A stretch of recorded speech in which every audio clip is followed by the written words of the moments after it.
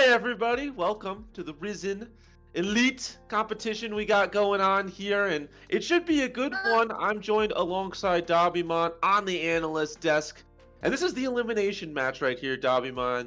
We already started off, everybody just playing for their seeding to see where they end up, but it's do or die time here. Acta Verba taking on old guys, and Tommy, mine, I know we were talking about it before we went live, but the St. Patrick's Day tree, I want you to explain for the viewers at home.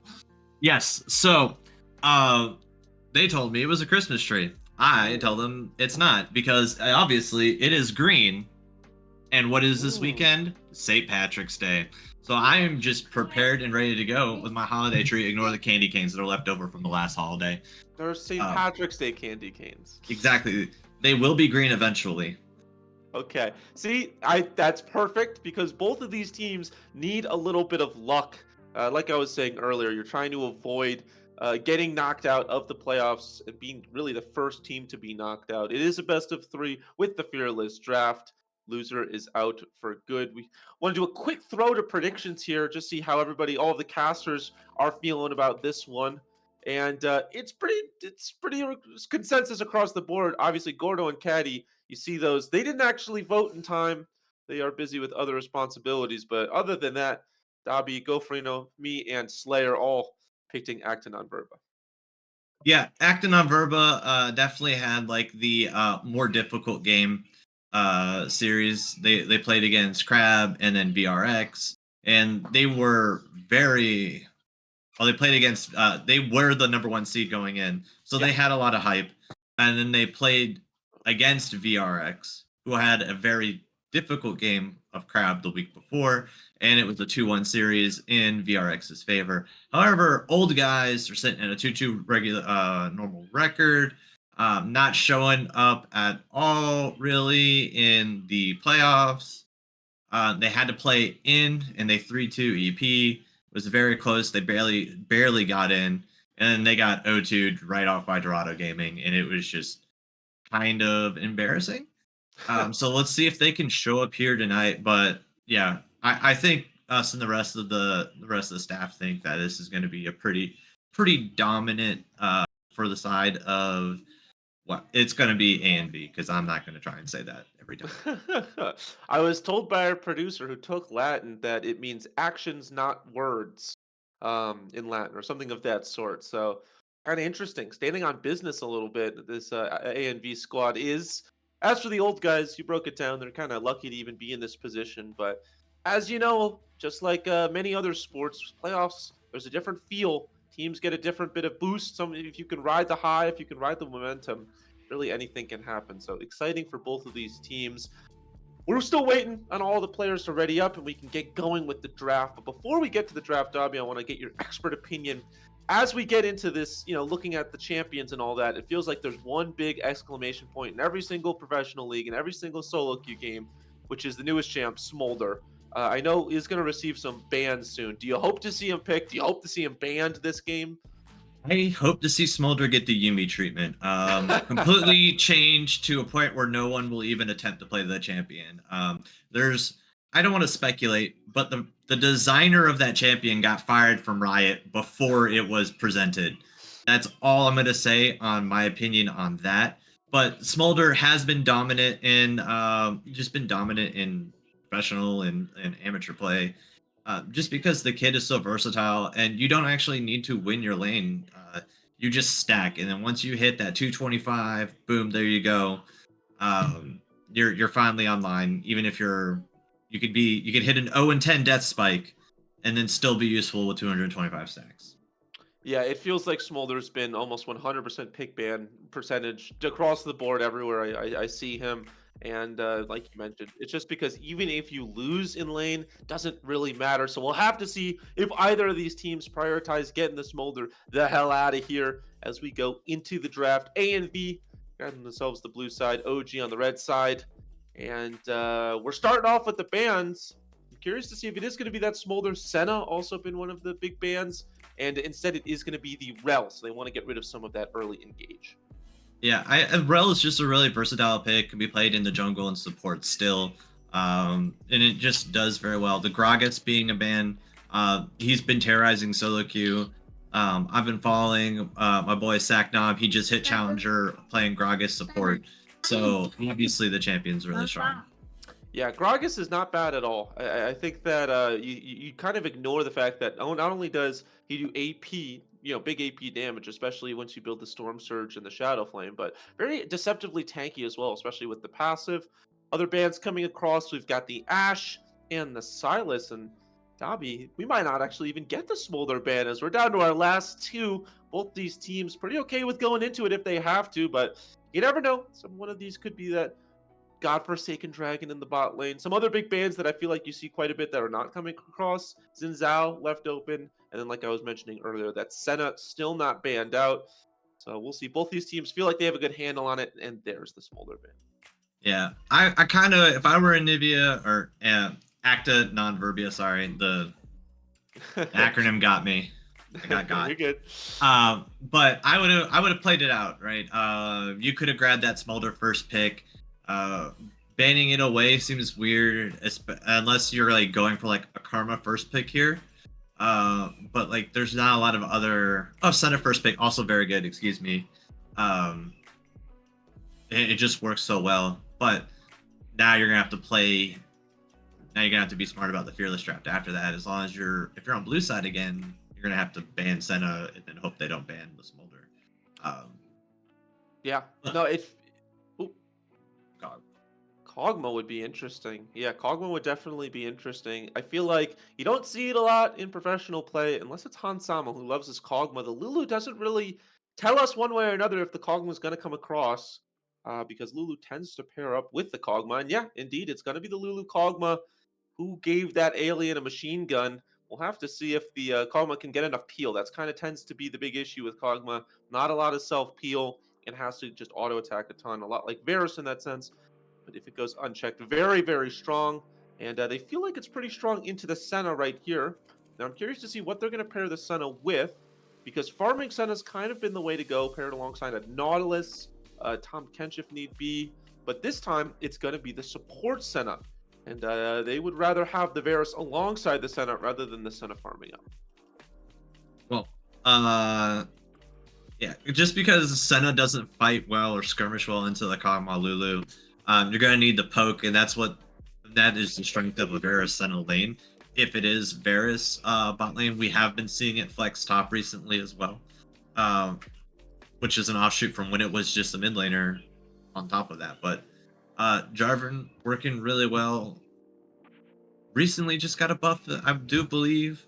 Anything to lock down that immobile Kog'Maw is going to be very good. But and I think once you start the Cataclysm, it doesn't matter if you're polymorph. The ability is still going to go off, so it's still going to trap them. Yeah, I do like the Jarvan, like you said, really good against the Kog'Maw and the Lulu. Just has been a response to immobile, weak, kind of squishier members. I will say the Lulu, not bad into the Jarvan, being able to transmorgify the Kog'Maw if need be once they're in the Cataclysm. But now we're getting into theoreticals and hypotheticals.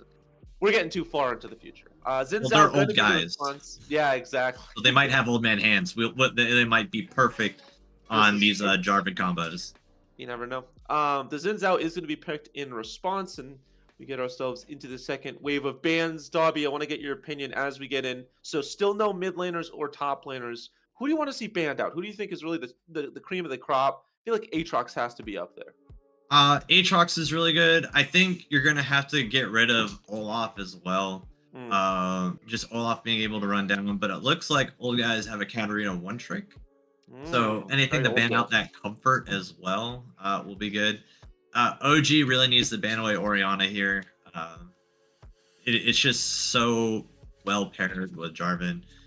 Nico as well. Both of those are picks that I can definitely see and be grabbing.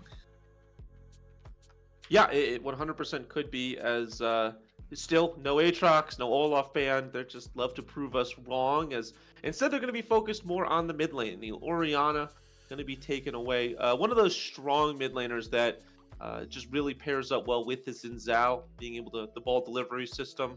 Also good with the Jarvan, as I'm realizing they banned it for the other teams. So, Yeah. yeah, but another good ball. I mean, they're both good. So, Oriana going to be banned out. They don't have to worry. They don't want to have to worry about a big command shockwave. And finally, A and V, drumroll please, with their final ban, they are going to be getting rid of the Syndrome. So, they want not a resident sleeper mid lane, I suppose. Yeah, both really good at the scaling. Although I think if you force them into a scaling mid laner and you pick a strong one, their bot lane scaling as well. So that means they'll have to strong side their top, and then you can just overload the map on that side, and Yeah. they never get online. But it looks like they definitely see Karma so strong. This is going to be very difficult for A and B with Karma's and Zhao. Karma also adding shields along with the Lulu on top of the Kog'Maw.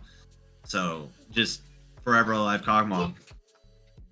Yeah, it's gonna be tough. Also, I mean, whatever top laner they go with Olaf up, go Olaf shielding as well. Transmorgify. I mean, this is very scary having the two Enchantress, and Karma also does a lot of AP as well. Their answer looks like it might be the Vigar, and indeed it is pure evil in the form of a tiny Yordle in the mid lane, and they just want to scale up. They know that the Karma isn't the best roamer in the early games, so they don't have to be too concerned about that. They just want the scaling power of just being able to blow someone up through the shields, through the Transmorgify in the late game. They grab themselves that threat. And finally, for the top lane, I'm curious to see. We talked a lot about what could go on here. It is going to be the Garen. The Uh, Garen. Aaron. Interesting. Okay, so I can kind of see it as like a split push Garen. You're picking it because it's a strong champion. Not a lot of things are good into Garen. If you take a bad trade, you just hide off in the corner and then come back into it. Volibear also a really good bruiser duelist up there, but I think can lack because he is reliant on getting those abilities off, and with Mhm. the Garen silence could definitely like interrupt your entire chain of thought as you're all in there. Yeah, Volibear has really grown to prominence and risen to the top more recently, just with the healing. Very, very strong, good damage as well, and can really just become unkillable at some points. But like you said, the Garen can put an end to that. Being able to silence the W, that's a lot of that's all the healing on. So interesting to see if this is a good counter pick. And then you got to think about the side laning as well. I think I would rather have a Garen on a side lane rather than a Volibear. So it'll be interesting to see what both of these teams can do. Dobby, I want to get your opinion here because we always talk about these late game scenarios, right? These team fights, what happens, who's got the better scaling, and so on and so on. But in terms of who's got pushing lanes, is this an easier game for the Jarvan, for the Xin Zhao? Early game, it feels like both of these junglers want to get out early, but they do need the help from their lanes. I think early game you have a lot more setup on the side of A and V, just because you have the Senna slow and you have Senna slow, Vera slow, Senna root if you land it. You also have a Vigar root, and you also have your own as Jarvan, and it's a lot easier to land than Xin Zhao's knockups are. Whereas you're only really able to go top lane because your only guaranteed CC is that Volibear. Mm, Um, like Karma can with her tether, it's just not always a guarantee. So it looks like it's going to be more difficult for OG in the early game. And then while Kog'Maw does scale into late game very well, and those shields are going to be super annoying to deal with. However, A and V does have infinite scaling technically between the souls and the and the just your Vigar. regular AP stacking from Vigar. Yeah. I would like to see a Serpent's Fang though come out onto that Seraphine. Mm, Not Seraphine, Senna. Just because Shadow Flame no longer does percent damage based off of shields, so you lose that as an AP carry. So your really only answer is Service Fang. Senna is a lethality user. It is good in their lane. It's good versus the Karma. It's also good versus the Volibear, who also has his own shield. yeah. So it would just be, I think it's so smart if it's itemized earlier rather than later, especially going into mid game. Interesting. Well, I don't hate that. I really don't, and it would help the Seraphine. See, now you got me saying it. It'll help Yeah, the I'm Senna. sorry. It'll help the Senna as well, like you were mentioning. So, should be interesting. Both of these teams drafted what they think is a winning composition, and it's an important one, right? The game one, when you're on the brink of elimination, when you're a team like A and B with these high expectations versus a team like OG who's probably just happy to be here, it remains the same. You're in the playoffs. You're fighting for an opportunity to win the whole thing, go on a run, maybe somewhere somehow out of nowhere, win the whole thing. And but you got to make it through this first one. You got to win this first one. That's what both of these teams are trying to do. We're going to send it to a quick break right now as we wait for both of these teams to finish picking, and then we get through the little bit of a delay. But when we come back, you're going to be in safe hands. Both Slayer and Gopherino will take you through the first game, and you'll come back to us and we can break it down again. You're not going to want to go anywhere. Game one between Acta, Verba, and Old Guys. Just a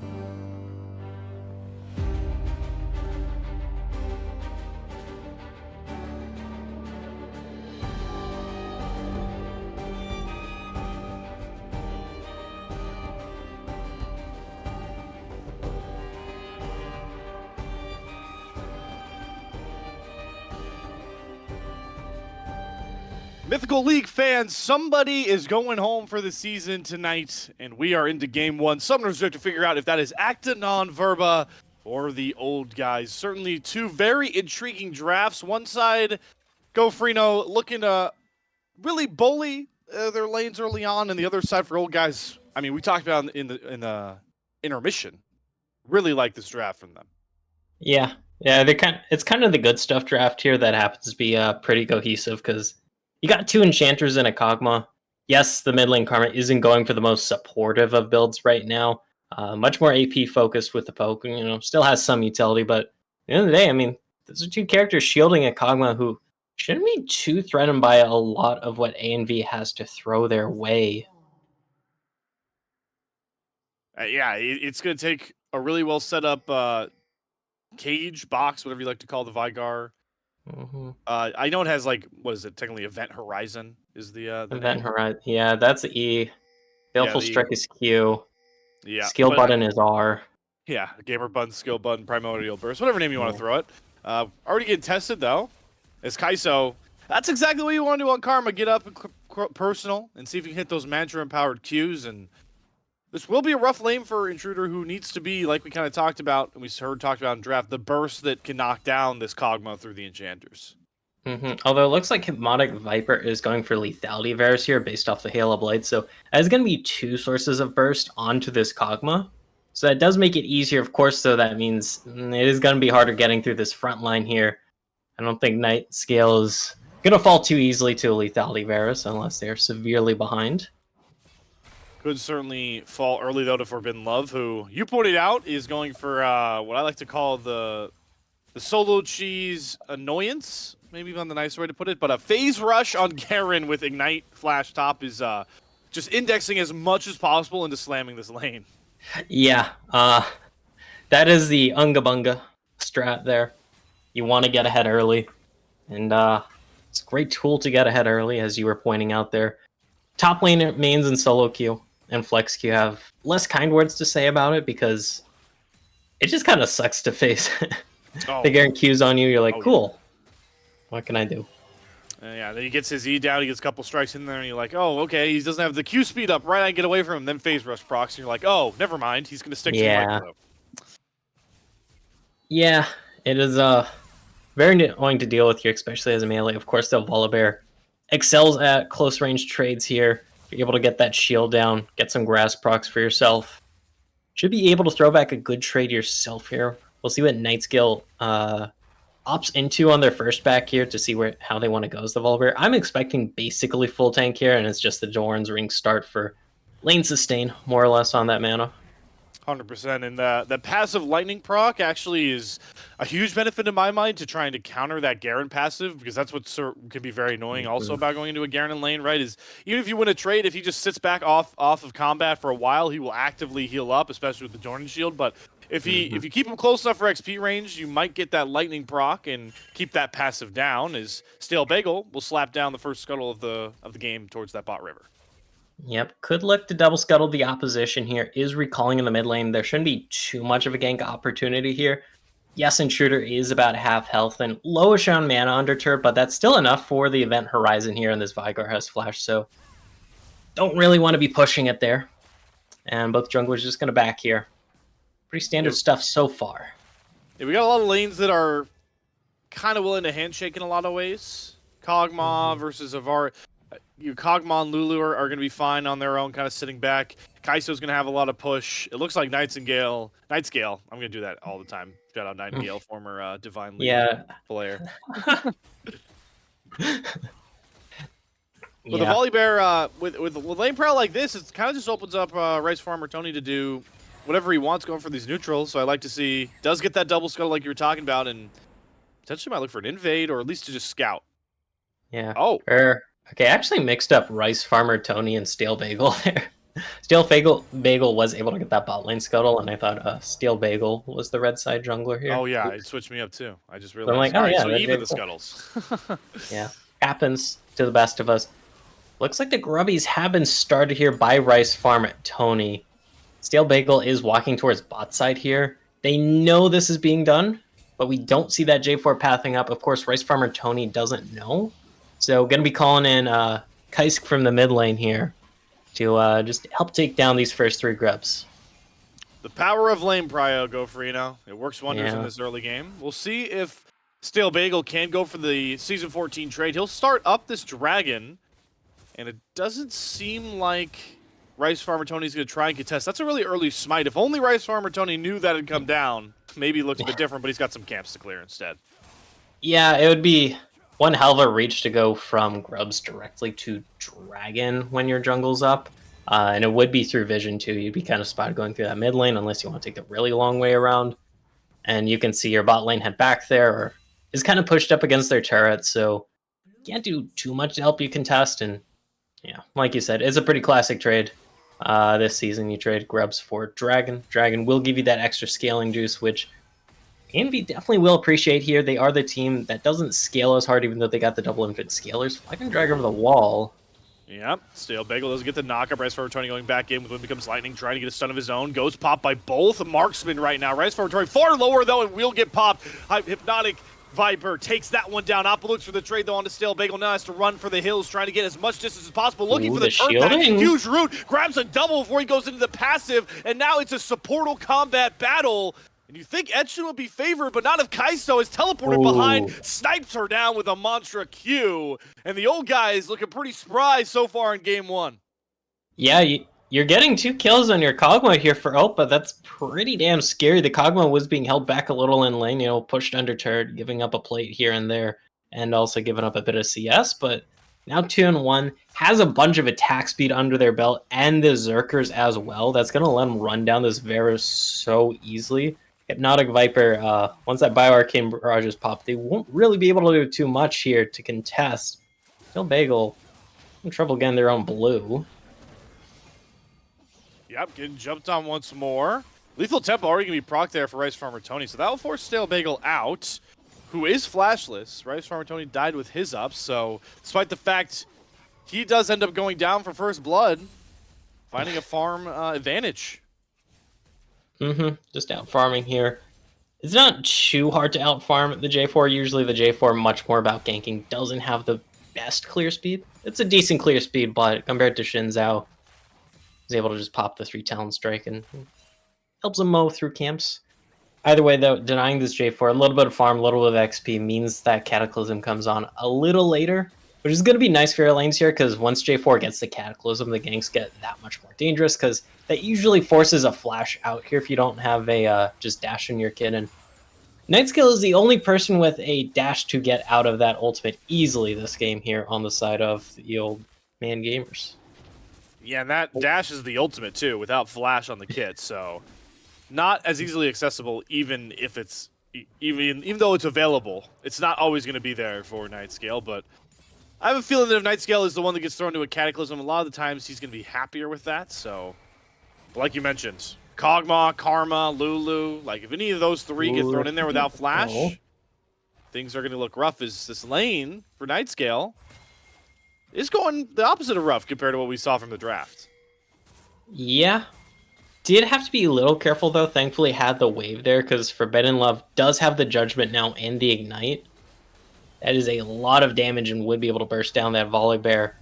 Tether lands here. Still Bagel's eating a lot of damage. There's a Chains of Corruption. It does land on the low health Appa and will root up the support as well. But Kaiso, he doesn't care about anything right now. He's just running forward with those Karma shields, eating more Qs down forward. When he becomes letting it a whiff for Rice Farmer Tony, so they won't be able to jump Hypnotic Viper. But he really falls to just the might of this Karma alone.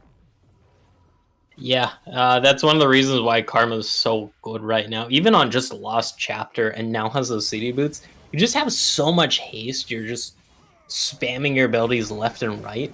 Your base damages are good enough to just kind of keep chasing down people like that. It's kind of like it's top lane Karma, but instead of autoing you to death with the Grasp of the Undying, it's going to be just tethering you to death. We got the gank coming out on the bot side here. This should be a kill onto Copper. The Salula has no flash. Yeah, this is just a mistake, right? Pushed up too far forward, knew his AD carry was taking the back, will fall. Etchin gets it. Etchin is at 40 souls, by the way, with that kill, 2-1. Nice. This Senna is very much so on track for farming Senna and ahead in the goal. That is nice for this Senna, especially as I'll hold that thought here. Oh, still Bagel thought he had a gank, but he finds Rice Farmer Tony in the wings as well. Nice Crescent Guard means no damage from Intruder can come on top of Kaiso until the gamer button does come out for that trade. Rice Farmer Tony, though, going forward, looking for the knockup. If you get one more auto, but he's just not close enough. Will have to back off. But a gank opportunity for Acta on Verba actually ends up with a trade. Yep, 1-for-1 in the end there. Rice Farm Tony having to limp away from that one and pick up their Raptors here, so a little hard to call who came out on top in that. Intruder, though, definitely enjoying all the extra stacks here as the Vigar from that gank was able to land quite a few abilities here on both Kaiso and Rice Farm Tony, and of course get the kill there on Kaiso, so gotta appreciate that extra AP under the belt. Grubs might be contested here by the looks of things on the map. As we potentially... I don't know if a pause is looming large. No, it doesn't actually look like Etchin dropped off, so we're fine. But yeah, that's seems what like we have good enough buffer. There's no buffer for that teleport. Yeah, I was gonna say there's no buffer for that flag and drag from Stale Bagel. Intruder immediately TPs, so that does force everybody back. But like you mentioned, they have a lot of vision, old guys, on these grubs, but they don't have the pressure, so they'll have to give them over. But might just be happy with forcing that teleport out from Intruder. And looking to set up this dragon as well, because now this J4 for Stale Bagel is kind of stuck solo here. Never mind, Rice Farmer Tony on the hunt, gonna find this Senna. Etchin does have flash, will go for it, but still gets hit by that Mantra Q. Gets to the blast code in time and should be safe. Had a shutdown on them.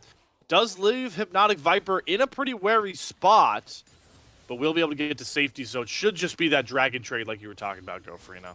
Yeah. Actually, maybe not. That's the grubs finished here, and Rice Farmer Tony just looking to keep finishing off. Take some camps here on their way out. It won't be the dragon started. You can see Stale Bagel walking right on down. He's taking the Raptors right now. We see some backs coming out from Rice Farm Tony, so it's not going to be the dragon for grubs trade here. Oh, it's just going to be a bit of a farm lead, and Stale Bagel's about to find out. Nobody's actually on that dragon. So certainly going to be a good spot. Hey, actually found Kaiso, who has to flash away from the event horizon, but the Cataclysm does come down. This Karma is trapped. Gamer button out, doesn't get the kill, but Stale Bagel will, as he keeps exuberating his might on the mid lane. And talk about solo queue Garen's Gofrino. This is the tech. Yep. Does only have the phage right now, though. I'm assuming Forbidden Love 808 has a lot of money in their pocket here on this back. It's gonna... Looks like on the opposite side of their team, going to be grabbing themselves the second dragon of the game. So A&V, they got to be feeling happy about themselves. They stopped the 6 scrub stack. They're now up 2 dragons, 13 minutes in. Decently quick in terms of stacking. And it's giving them that extra bit of scaling that they are really going to want this game. It's the battle of proxying. Nightscale did take a couple turret shots going for this. Yeah, Forbidden Love's got a lot of damage to take. Strikebreaker up, gets the slow. This Garen can pop this volley bear like nothing. Shield gonna come down. Demacia might drops the ignite as well, but look at the healing coming through for Nightscale. Gets a huge W passive proc, and he survives the dreaded Garen tech full combo. Just barely, though. Unending Despair, the extra health from that ultimate and the shield, like you pointed out there.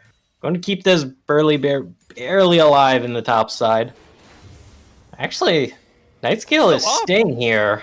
Yep, and he's going to run into Stale Bagel once more. Good double knockup from the Jarvan. There's the kill on a Nightscale event. Horizon traps Rice Farmer Tony in the Crescent Guard. Only a fleeting home because the gamer button. Primordial Burst comes out once more. Intruder back online. Bot side, we got some Summoners dropping here as well. Flash away, Chains of Corruption. The Piercing Arrow, not enough from Hypnotic Viper, who burns both Summoners as everybody's fighting on the Rift right now.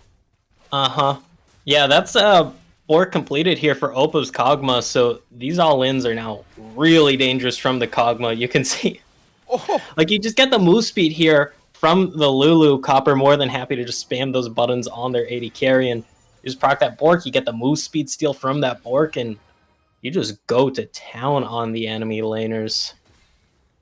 That should does provide some healing, and if Hypnotic Viper keeps sniping these piercing arrows, could force them off the turret, as Nightscale will get back topside to force his lane opponent off the turret, but no first turret fallen just yet. Plates are off, and that gold bounty still available, one that the old guys certainly would like to use.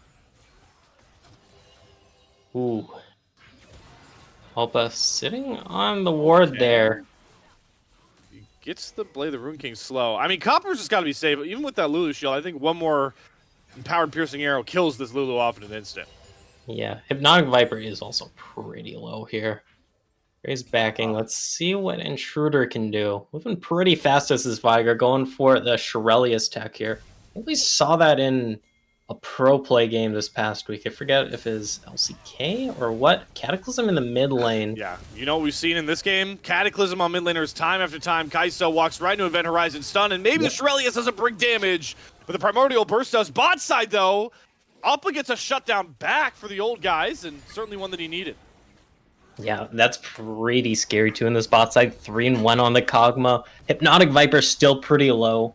Itchen was pretty low themselves as this Senna.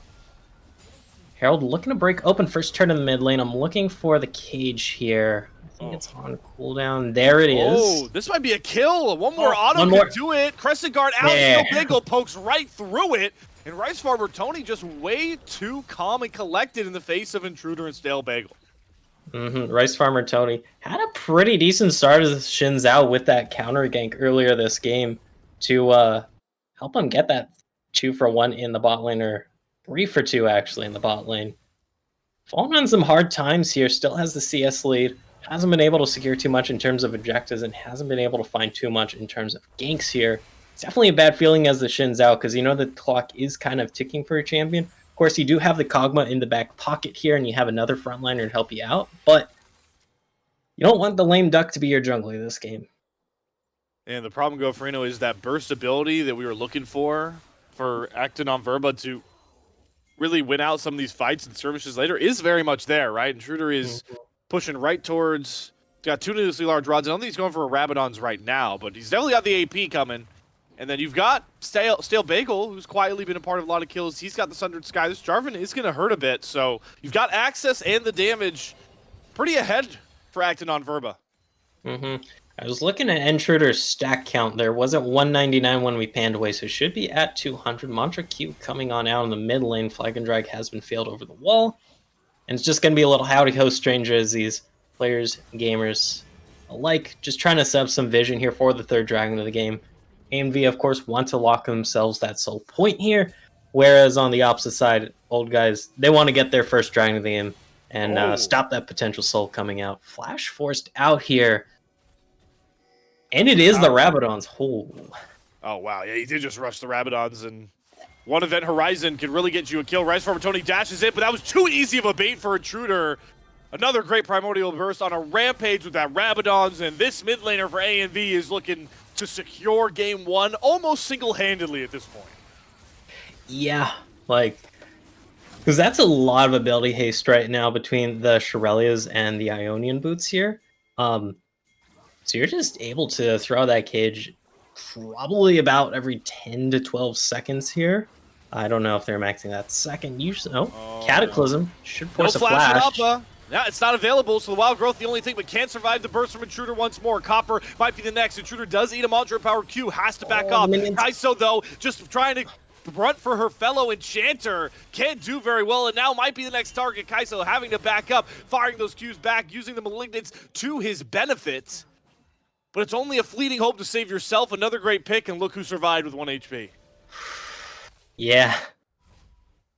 Yeah, that could have very well actually been single-digit health there after the Kog'Maw passive, and then there's some minions wailing away on Intruder's Vigar, so cutting it pretty close here.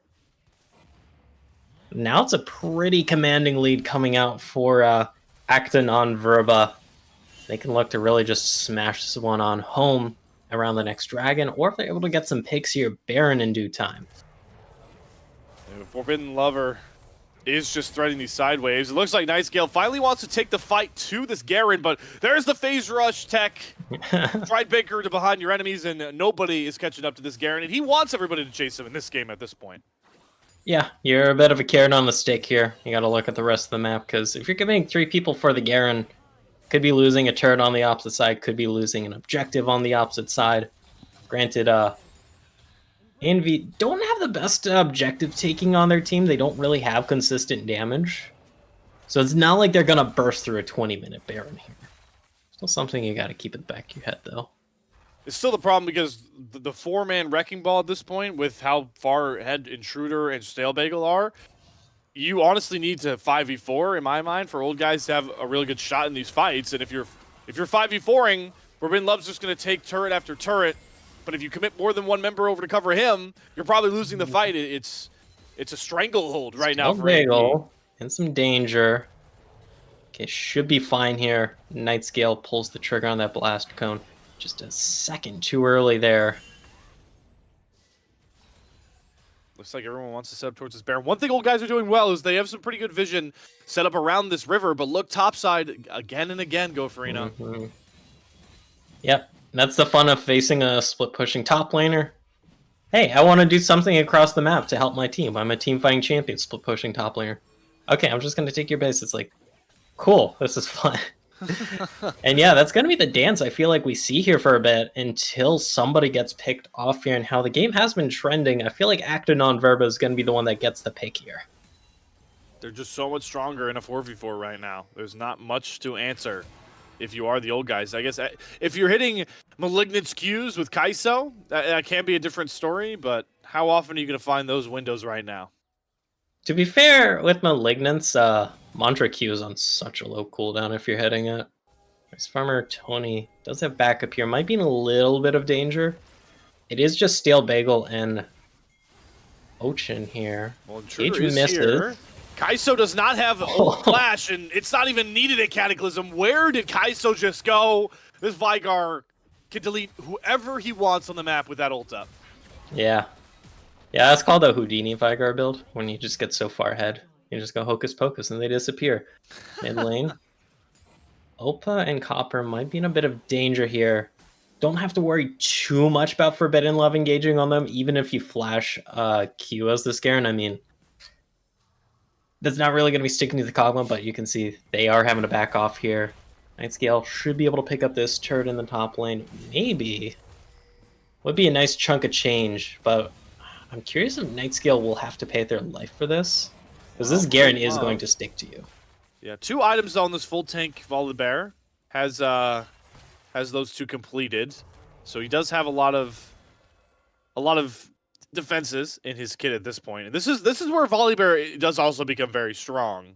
Even despite the fact he is 0-1-0, right? He hasn't been in much of the game, but farming well with those 2 items, the healing and the shielding is almost insurmountable for anybody unless you're bringing multiple members. Yeah. Forbidden Love, though, should be able to just hang back here and let the passive restore on up for a little bit here. Be able to just game again. I mean, 10 seconds until Dragon, though. That's going to be the big thing here. That will be a Hextech Soul at 24 minutes, Go Farina. I mean, that is a death sentence for a lot of teams. Yeah, Hextech Soul, when you have Lethality Varus, this 504 Vigar mid. Pretty nasty. And those Malignance Mantra Qs, not hitting too hard just yet. Kai'So does get the cooldown refreshed. And now we dance on to this Dragon. Keep in mind, Forbidden Love is flanking down. Teleport in for Nightscale, so it's a 5v4. This is where the old guys have to go. But a good stun up. Nightscale health bar just completely evaporated by Hypnotic Viper. Nice Farmer Tony can't get to Intruder. If you're not killing the Vigar and you're not getting the Varus, this game is wrapped. In the name of Acta Verba, Copper, the only one left standing, gets pierced in the heart for a quadra kill over towards Hypnotic Viper. And what a statement from ANV. Yeah, Acta Verba. It was a little slow at first here, Slayer. They did give up a extra kill on that bot lane gank. Yes, it did take them a bit of time. Yes, Opa generally unbothered in the lane, but we saw they're just able to really hard carry through this mid lane here. You have that constant nuisance in the top lane, so it's not like Nightscale can be constantly front lining for your team. And time after time at the objectives here. ANV, they put up a final stand. Yeah, the Nexus turret got its huge armor buff because the minion waves dropped off. And old guys, they got chased down if they want to. Teleport flank you from Kai'So. That's a big Mantra Q. Gets the slows. But where did Appa's health bar just go? He nearly dies just to Senna and Varus alone. And now Kai'So might get himself turned on. There's the Shirelli's Intruder going back forward. Cannot get an Event Horizon stun. So the game is safe for now. But I feel only for a couple fleeting moments if you are old guys. Yeah, you have that down to inhib. So you're just going to have to constantly deal with that pressure. Baron's on the table here. You're going to have our time pushing into your jungle because do you really want to push into the darkness against a Vigar cage, against Flag and Drag, against a Chains of Corruption? You don't really want to, but it's kind of one of those situations where you kind of have to bite the bullet and do that. But the thing is, the person who can help you do that the most, Nightingale, is going to be probably just completely preoccupied in the side lanes dealing with this pesky Forbidden Love 808 Garen split push. So, ooh, old guys, they're going to have to hold on here. Yep, the cage is dropped. Look at the damage just purely from the W on Intruder. And Stale Bagel, with the damage behind him, knows that he is not in danger, especially when he drops the Cataclysm and drops the front line of the old guys. Maybe have to brush off their glasses how they mispositioned in that fight. Chains Corruption won't land, but maybe not needed. Baron Appa gonna try and fight his way out, but another great event. Horizon keeps Intruder safe. Appa gets all the buffs he needs, gets at least one shutdown, but that should be all. Stale Bagel onto Kaiso, who's just getting as many shields as possible, but I missed it. Forbidden Love just ended the game in the background. 1-0 to Acta on Verba. Yep, shoutouts to Forbidden Love 808. 21 kills to their team, and they participated in 2 of them. They were the true split push Garen this game, and even in the end, when they could have padded their KDA, they wanted to pad their objective damage. And ANV, very nice dominant stances this game number 1. Yeah, Gordo, I know the analyst desk talked about it during draft, and we even mentioned at the start of the game, right, is that we were really a fan of this old guy's comp. You had the strong solo lanes in the current meta, a good composition to play around a Kog'Maw who's been rising up. Xin Zhao's very powerful in the early to mid-game stages. Comp was great, but they couldn't really execute it, and the worst part may be that with Fearless, all 5 of those champions are off the board for them to try and keep their season alive. Yeah, they have potentially just one more chance here. They can win this next game, bring us to game number 3, but they are going to have to go to the drawing board here, Slayer, because like you mentioned, they got a lot of the pieces of Exodia that game. You got Karma, you got Kog'Maw, you got Volibear, and you got a little Smack Gobbler there. Of course, you won't have to deal with some of the power picks on the enemy side there. Intruder with the nice Vigar counterpick into that Karma was able to get stacking very early on and able to just burst so many people. So you won't have to deal with that next game. Is that going to be enough? Still a lot of great picks that can burst like that in the current meta as well. So we'll see what Intruder decides to cook up. I want to see, though, the appreciation given over from Dabimon, because I know he noticed the skin choice there from Intruder with the holidays coming around. We had the conversation about the sacred tree. So let's go take a look at that St. Patrick's tree once more and throw it back to the analyst desk with Bonfire and Dabimon. Thank you, Slayer. We've got Dabimon with the holiday tree. Talk about the Christmas tree. It's not a Christmas tree. It's a St. Patrick's St. Patrick's tree. Exactly. And hey, the luck was on this ANV's side as they got themselves the victory. And Dabi, it wasn't always this way, but really from this first replay that we're about to go through that I want you to kind of break down, it really felt like ANV got themselves the ball rolling and gave themselves the lead here. Yeah, so it kind of looked scuffed from them at the beginning. Bot lane skirmish didn't go so well, but they decided that, hey, let's just ignore the Kog'Maw, and we're going to see exactly how that gameplay goes out for ANV as we just ignore the Kog'Maw. We switch to the top side, and we just try the strong side. So I believe Nightscale, it tries to proxy farm and just gets punished immediately. Intruder had push in. Forbidden Love just came back off of a good recall and got a full buy. And then the fact that old guys were just caught out of position, no rotation, no priority, meant that they're able, Intruder and Saint is just able to go up there or Stale Bagel, not Saint, and just beat down Nightscale and Rice Farmer. Yeah, Dabi, this was kind of a precursor for what was the rest of the game, right? The Vigar and the Garen absolutely running the show and constantly being an issue. You saw Intruder and Forbidden both getting a kill there, and the Garen was on the side lane constantly pulling this Volibear up to match him. I think we only saw Nightscale in really one fight, and by that point it was later on, which we're about to see. And this Vigar, I mean, what more can we say about the Vigar? Absolutely blew up just about everybody on the map. Felt like a had really good rotations. As we go to this second replay, this is a bit further on.